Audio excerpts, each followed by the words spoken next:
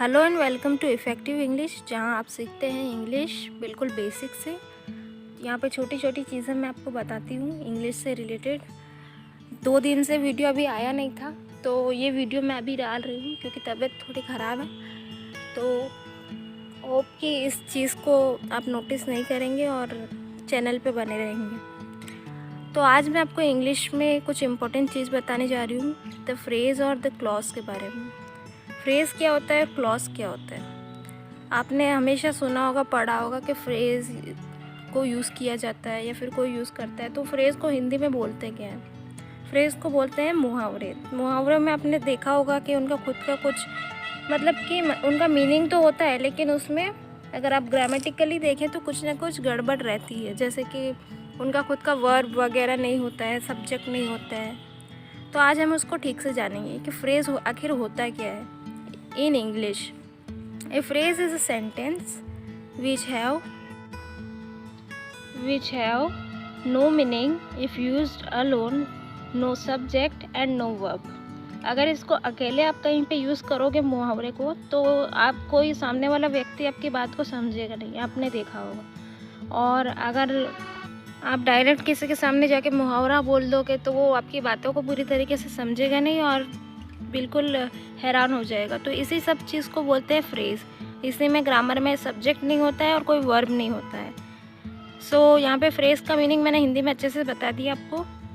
अब यहाँ पे उसको कैसे यूज़ किया जाता है इंग्लिश में, जैसे कि सेंटेंस में किया गया है। देख लीजिए, जो रेड मैंने किया हुआ है, the book is kept on the table. तो ऑन द टेबल जो रखा हुआ है कि टेबल के ऊपर, यहाँ पे जो ये तीनों जो वर्ड्स है, ये क्या बना रहा है, एक फ्रेज़ बना रहा है। तो ये फ्रेज़ जो है पूरी तरीके से कंप्लीट नहीं है। अगर मैं इसमें आगे का जो बुक एस्केप्ड अगर मैं इसमें नहीं लगाती तो ये पूरा कंप्लीट नहीं होता। आप इसे सिर्फ इतना देखिए कि ऑन द टेबल।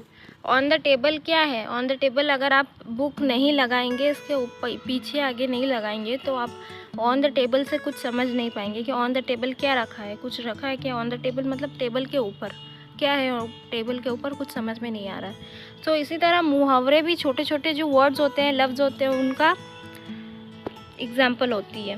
जैसे कि यहाँ पे कुछ एग्जाम्पल मैंने दे रखा है। द स्पोर्ट्स शूज़, यानी कि स्पोर्ट्स के जूते। माई बेस्ट फ्रेंड, यहाँ पे लिखा है मेरी बेस्ट फ्रेंड। तो यहाँ पे भी पूरी बात क्लियर नहीं है, बस यही है कि माई best friend the sports shoes. तो इसमें क्लियर कुछ आ नहीं रहा है पूरा सेंटेंस। और ये ऑन द टेबल जो अभी मैंने आपको बताया। तो ये जो छोटे छोटे ग्रुप ऑफ वर्ड्स है जिनका खुद का कुछ मीनिंग नहीं बन रहा है, इनको क्या बोलते हैं? फ्रेज़ बोलते हैं, और हिंदी में बोलते हैं मुहावरे। अब हम जानेंगे कि क्लॉज क्या होता है। तो आपने सुना होगा कि फ्रेजेस एंड क्लॉज। तो क्लॉज का मीनिंग, असली मीनिंग अब हम जान लेते हैं कि क्या होता है।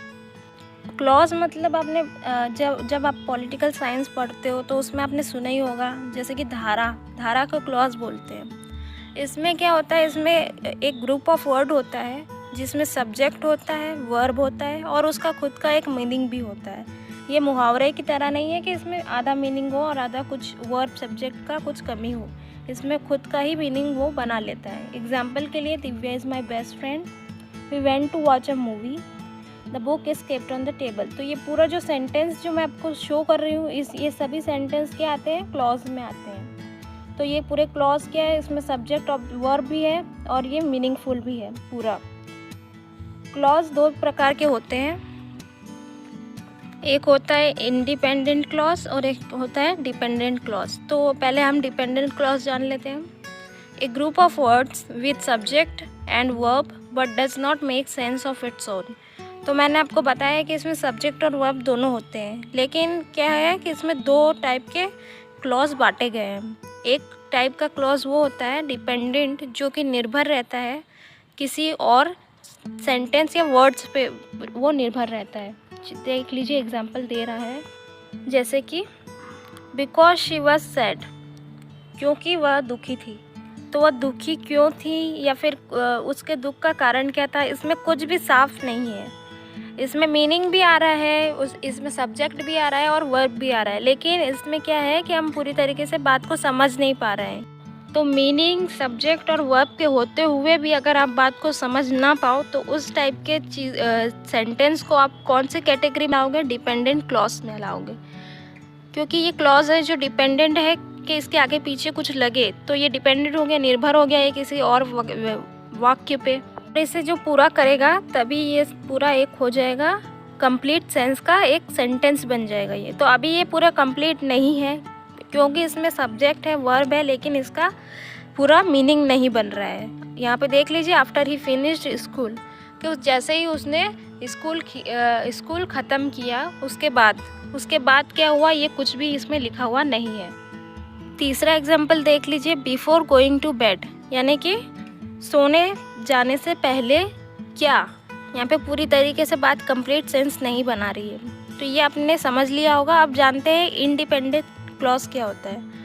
इंडिपेंडेंट क्लॉज क्या होता है कि इसको किसी और वर्ड्स की या किसी और चीज़ की ज़रूरत नहीं होती, इसमें खुद में ही इसका खुद का सेंस बना हुआ होता है। तो इसको कैसे जानेंगे?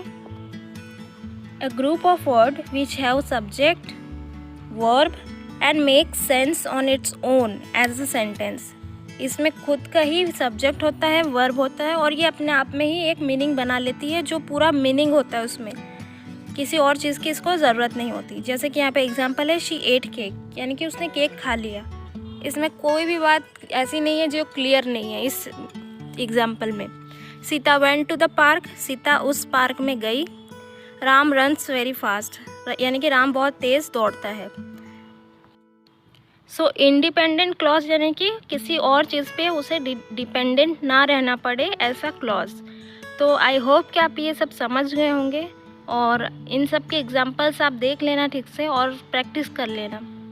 मुझे उम्मीद है कि आपको मेरी ये छोटी सी प्रेजेंटेशन पसंद आई होगी। मैंने खुद ही ये सब एग्जांपल रेडी किए हैं आपके लिए, ताकि मैं सिंपल शब्दों में आपको बेहतर चीज़ें सिखा सकूं या बता सकूं।